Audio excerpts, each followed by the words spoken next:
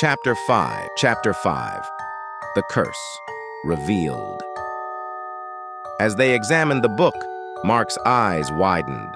"This is a grimoire," he said, "a book of dark magic and curses." Lisa, reading over his shoulder, pointed to a passage. "It speaks of a powerful curse placed on those who disturb the crypt.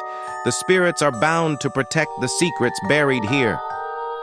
Suddenly, the air grew colder, and the ghostly figure reappeared, its eyes glowing with an eerie light. The ground trembled, and the walls seemed to close in around them. "We need to leave," Sarah said, her voice filled with panic. "Now!" But before they could move, the crypt filled with ghostly whispers, and more apparitions emerged from the shadows, their expressions filled with anger and sorrow.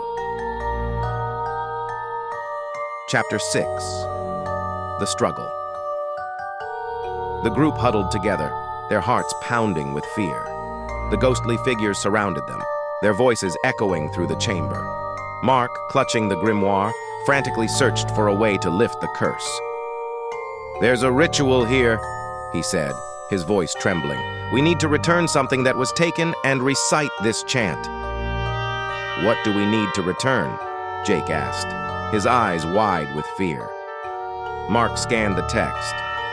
"It says we need to find the relic that was stolen from the crypt, a small, ornate box. It must be here somewhere." They spread out, searching the crypt with renewed urgency. As they rummaged through the tombs and sarcophagi, Sarah found the box hidden beneath a pile of rubble. "I found it!" she called out, holding up the box. Chapter 7. The Ritual. With the relic in hand, they gathered in the center of the chamber. Mark began to recite the chant, his voice echoing through the crypt. The temperature continued to drop, and the ghostly figures grew more agitated, their wails filling the air. As the final words of the chant resonated through the crypt, the spirits let out a final anguished cry before dissolving into the air. The temperature began to rise, and the oppressive atmosphere lifted. "We did it," Jake said, his voice filled with relief. "The curse is lifted." Chapter 8. The Aftermath. The group made their way back to the surface, their bodies trembling with exhaustion and relief.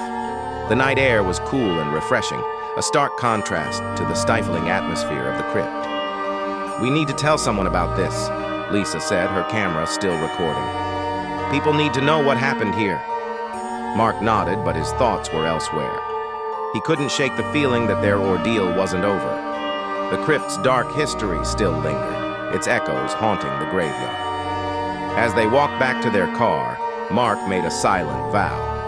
He would return to Greywood Cemetery, not to uncover more secrets, but to ensure that the spirits trapped within could find peace.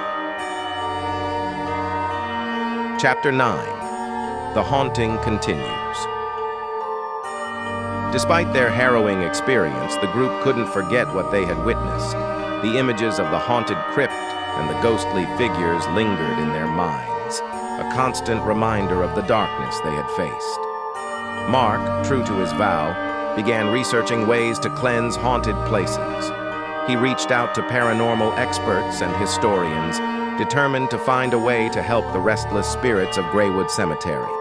Meanwhile, Lisa compiled the footage they had captured into a documentary, hoping to shed light on the cemetery's tragic history. The film garnered attention, drawing curiosity and sympathy from viewers around the world. As time passed, the group remained close, bound by their shared experience. They continued to explore the unknown, but with a newfound respect for the supernatural. They understood that some mysteries were better left unsolved, and some places were best left undisturbed.